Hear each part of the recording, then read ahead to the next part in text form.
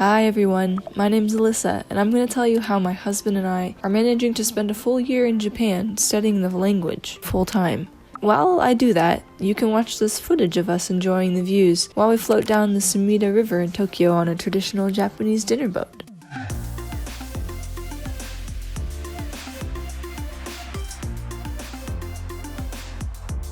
First off, the way we were able to be here for this long is on a student visa, but in order to apply for that visa, we needed help from the Japanese school, in our case, KCP International Language School. They helped us fill out our forms and helped get us our certification of eligibility, which we then gave our local Japanese consulate while we dropped off our student visa application documents.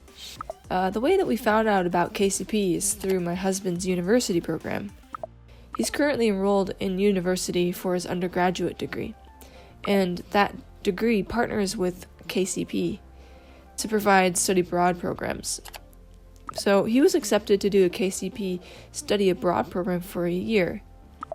But the question was, how do I, as a graduated 30-year-old adult, join my husband in Japan for a year as well? We started brainstorming how I could also stay there for a whole year. We figured since I don't know the language, it would be hard to get a work visa and a job in Japan, so I decided to look into the KCP school myself. Amazingly, the program doesn't have an age limit, and you don't have to be a matriculated student in any university to apply. You don't even need Japanese language experience to enroll. And the best part is, it's pretty affordable compared to other schools we were looking at. As soon as we finished enrolling into their school, there was an English-speaking liaison from KCP that began communicating with us and walking us through the steps of the visa application. He was there for any questions we had about the program. He was so wonderful and so responsive.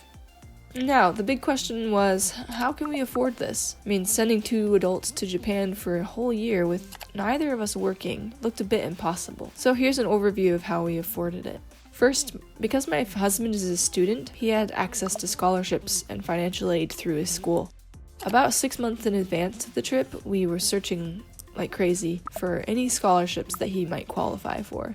Out of many that we applied for, we received enough scholarships to cover my husband's tuition and much of mine.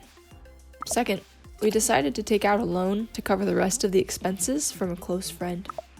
We're generally against acquiring any debt, but we felt alright about it taking this amount because we knew this was probably a once-in-a-lifetime opportunity for us, as we currently have no kids, no house, no pets, or solid careers.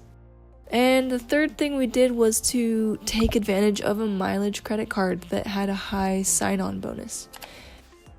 The fourth aspect is our savings. Though we didn't have much, we used what we had. So here we are. We've been living in Japan for nearly 3 months now, and our first term at KCP is almost finished. It's been an amazing school, and I just want people to know about it. It's super serious and rigorous about learning Japanese, so they take a full immersion teaching approach.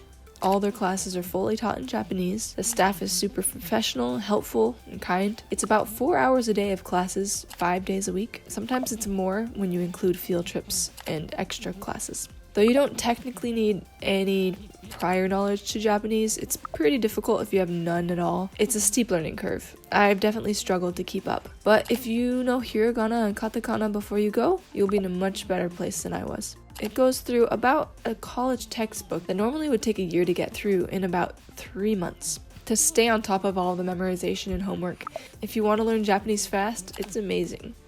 Some other random details. We've been staying in an Airbnb in Shinjuku, which is where the school is. We've been using a Passmo card to get around on buses and trains to commute, and we rent a personal mobile hotspots to stay connected anywhere we go. Although I think we are going to switch to regular phones soon. Anyways, thanks for listening to me ramble. I hope you feel inspired to pursue your dreams and live your life to its fullest. Thanks for listening. Bye.